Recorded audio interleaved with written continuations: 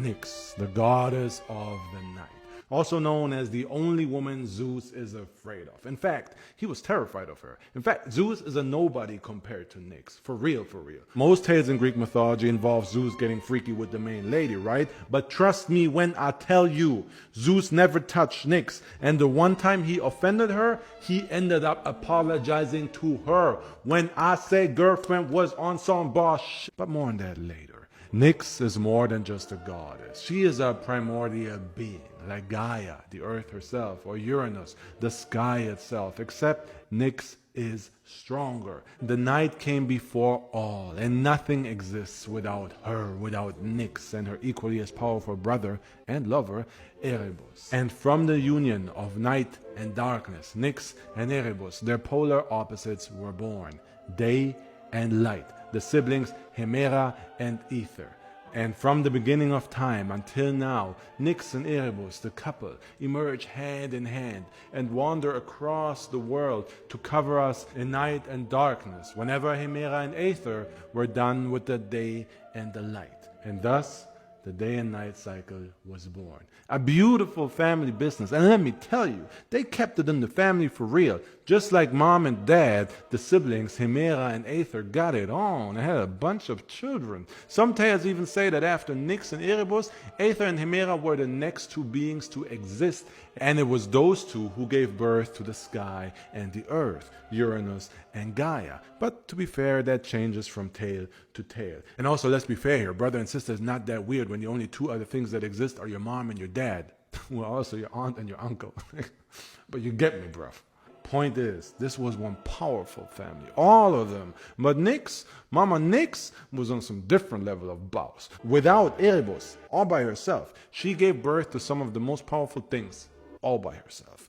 Beings that generations later even Zeus and the other Olympians were powerless against. Beings who controlled them constantly without the gods being able to do anything about it. Beings like Hypnos, sleep itself, Nemesis, revenge personified, Eris, the personification of conflict, and Moros, doom, and Thanatos, death itself.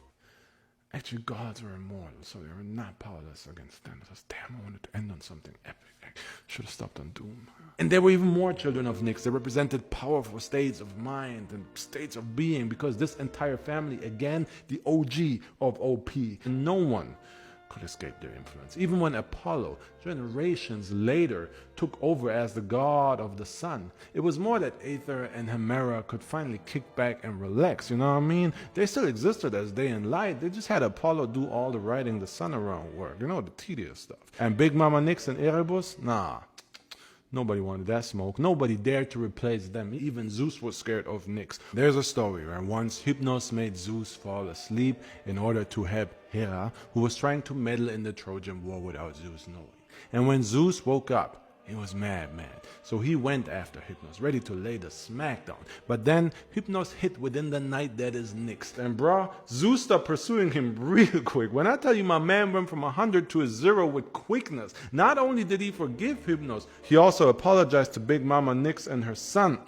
When I tell you that Nyx was a boss, you know that thing is all capitals. Because of her being the night though, Nyx is often associated with evil. And you could say that many of her children are malicious concepts. Doom, conflict, death. Yeah, sure. And yeah, the night, Nyx literally gives rise to our dark impulses, who are often acted on in the cover of her and her husband, Darkness. But Nyx also gave birth to another deity, Philotes, who represents friendship. And it is in the cover of the night that Nyx offers her friendly protection to those who have nowhere to hide during the day, like fugitives or witches who found themselves being hunted. That is why Nyx is highly worshipped by witches and other lovers of the night, even now, long after belief in all the other gods ended. But to me, man, it's still the fact that her and Erebus stayed forever faithful and were forever linked, literally hand in hand, one needing the other to cover the world in night and darkness. Man, that's some romantic.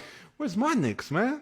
I want to cover the world in darkness with somebody. Another goddess that Nyx is often associated with is Hecate, the goddess of witchcraft and magic. And a video on Hecate was highly requested by my patrons on my Patreon account. So now I have a Patreon exclusive video on Hecate over there. So head on over there with the link in the bio to check it out, and you also get another exclusive video every week, as well as all the artwork from all my videos to download and keep. Alright? Alright.